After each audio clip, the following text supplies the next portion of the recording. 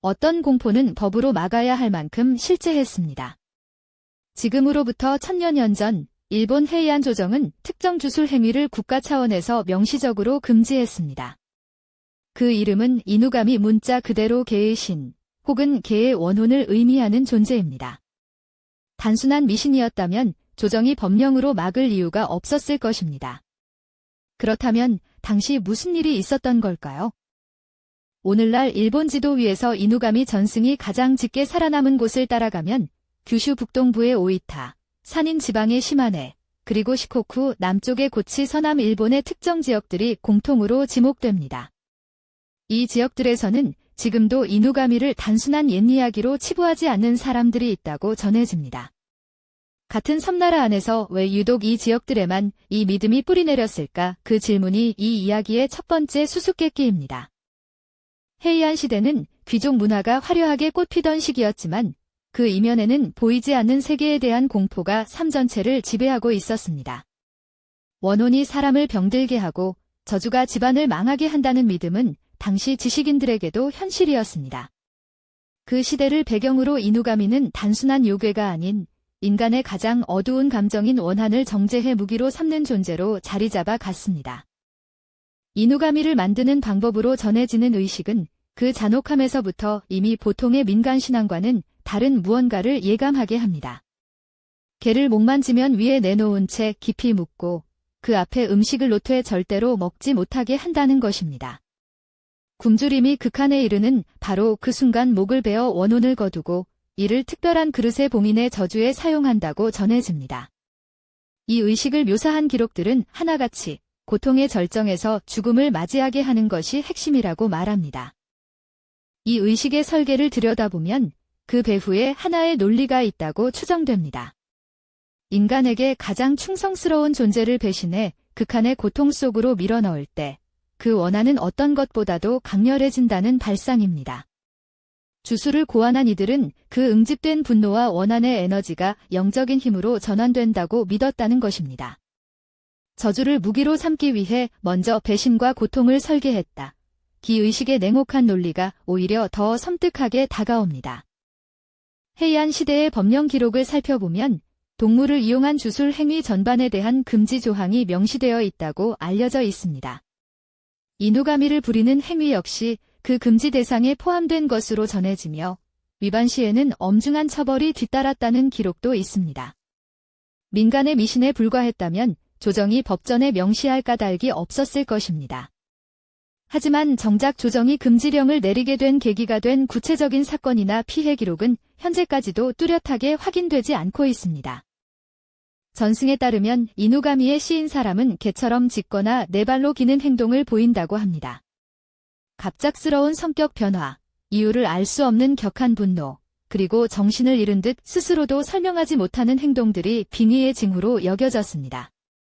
현대의 시각에서 보면 이런 증상들이 특정 심리적 혹은 신경학적 상태와 유사해 보이기도 합니다. 그러나 수백 년간 이 지역 사람들에게 그것은 해석의 여지가 없는 현실이었습니다. 이 전승에서 특히 주목되는 부분은 이누가미가 개인이 아닌 가문에 귀속된다는 개념입니다. 이른바 이누가미 가게라고 불리는 혈통이 존재하며 그 집안에서 이누가미는 대를 이어 전해진다고 여겨졌습니다. 이는 개인의 저주가 아니라 집안 전체에 붙는 낙인이었고 이누가미 가게라는 소문이 퍼진 집안은 혼담과 사업 거래에서 깊이 대상이 됐다는 이야기가 전해집니다. 주술 그 자체보다도 그 소문이 만들어내는 사회적 배제가 더 큰 실제 해악이었을지도 모릅니다. 같은 이누가미라는 이름을 공유하면서도 지역마다 그 모습은 조금씩 달리 전해집니다. 오이타 현 일대에서는 이누가미가 주로 병의 형태로 나타난다고 알려져 있습니다. 의학으로 설명되지 않는 열병, 갑작스러운 발작, 이유 없이 쇠약해지는 몸 질환 증상들이 이누가미의 소행으로 여겨졌고 그 배후에는 반드시 원한을 품은 누군가가 있다는 믿음이 뒤따랐습니다. 병의 원인을 인간관계의 원한에서 찾는 이 사유 방식은 공동체 내부의 긴장이 어떻게 표출됐는지를 보여주는 창이기도 합니다.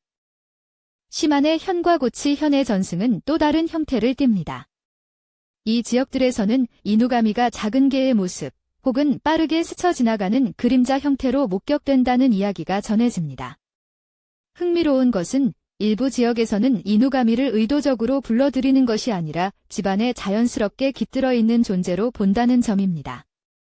수호와 저주를 동시에 지닌 양면적 존재비 해석은 이누가미가 순수한 악의 화신이 아님을 암시합니다. 같은 이름, 다른 공포의 구조는 이 전승의 기원이 단 하나가 아닐 수 있음을 시사합니다. 이누가미의 기원에 대해서는 복수의 설이 병존하며 그 어느 하나도 정설로 굳어지지 않은 상태입니다. 그중 하나는 헤이안 시대 무장 미나모토노 요리마사와 연결됩니다. 요리마사가 퇴치한 후에 라는 혼종 괴물의 사체가 강물을 따라 흘러내려가면서 이르는 곳마다 다른 형태의 요괴로 탄생했다는 이야기입니다. 그 가운데 하나가 이누가미의 기원이 됐다는 설이지만 이를 직접 뒷받침하는 당대 사료는 현재까지 확인되지 않았습니다. 또 다른 기원설은 홍법대사, 즉 구카이, 공해와 연결됩니다. 홍법대사가 시코쿠를 순례하는 과정에서 그린 그림, 혹은 그가 남긴 흔적에서 이누가미가 비롯됐다는 이야기가 일부 지역에 전해집니다. 홍법대사 신앙의 거점인 시코쿠와 이누가미 전승이 지리적으로 겹친다는 사실이 이 설의 설득력을 더하는 것처럼 보이기도 합니다. 그러나 두 전승의 겹침이 인과관계를 증명하지는 않으며 이 설 역시 명확한 근거를 갖춘 정설이라고 할 수는 없습니다. 살생석과의 연결설도 있습니다. 도치기 현에 실제하는 살생석은 유독 가스를 내뿜어 접근하는 생물을 죽이는 것으로 알려진 화산 암석으로 오래전부터 저주와 요괴 전설의 무대가 됐습니다. 일설에 따르면 이 살생석의 재앙이 지역마다 다른 동물 요괴의 이미지를 입고 퍼져나갔으며 서남 일본에서는 그것이 이누가미의 형태를 취했다고 합니다. 하나의 물리적 현상이 어떻게 다양한 문화적 공포로 변모하는지를 보여주는 흥미로운 경로이지만 이 역시 확인된 사실이 아닌 가설의 영역에 머물러 있습니다. 세 가지 기원설 모두 공통된 문제를 안고 있습니다. 각각의 설은 이누가미 전승의 일부를 설명할 수 있지만 왜 이 믿음이 하필 서남 일본에서만 이토록 깊이 자리 잡았는지를 설명하지는 못합니다. 미나모토노 요리마사 설은 강물이 닿는 전 지역을 설명의 대상으로 삼아야 하고 홍법대사 설은 그의 순례 경로 전체에 이누가미 전승이 퍼져야 한다는 논리가 됩니다. 살생석 설 역시 마찬가지입니다. 어느 가설도 이 지역성을 충분히 설명하지 못한다는 것, 그것이 이 미스터리의 핵심에 남아있는 공백입니다. 이 전승을 다른 각도에서 들여다보면 흥미로운 질문 하나가 떠오릅니다.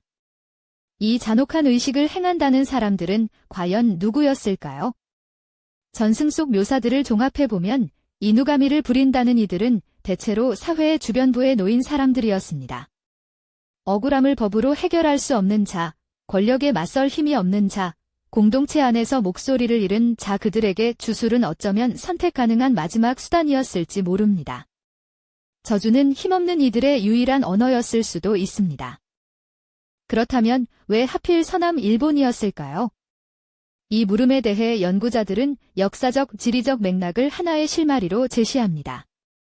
이 지역들은 산간 지형으로 인해 오랫동안 중앙 권력의 직접적인 통제에서 비교적 멀었고 그 폐쇄성 속에서 독자적인 신앙체계가 긴 시간 동안 유지될 수 있었다는 설이 있습니다. 또한 이 지역들이 고대부터 다양한 문화가 교차하는 접경지대로 기능했다는 점도 하나의 요인으로 거론됩니다. 하지만 이 역시 완전한 답이 되기에는 여전히 설명의 공백이 남아 있습니다. 그리고 2020년대인 지금도 이 지역 일부에서는 이누가미를 완전히 과거의 유물로만 여기지 않는 사람들이 있다고 전해집니다. 천년의 금지령도 근대화의 거센 물결도 이 믿음을 완전히 쓸어내지 못했습니다. 어떤 신앙이나 공포는 외부의 힘으로 지워지지 않습니다. 그 안에 인간이 반복적으로 경험하는 어떤 진실이 담겨 있을 때 그것은 형태를 바꿔가며 계속 살아남습니다.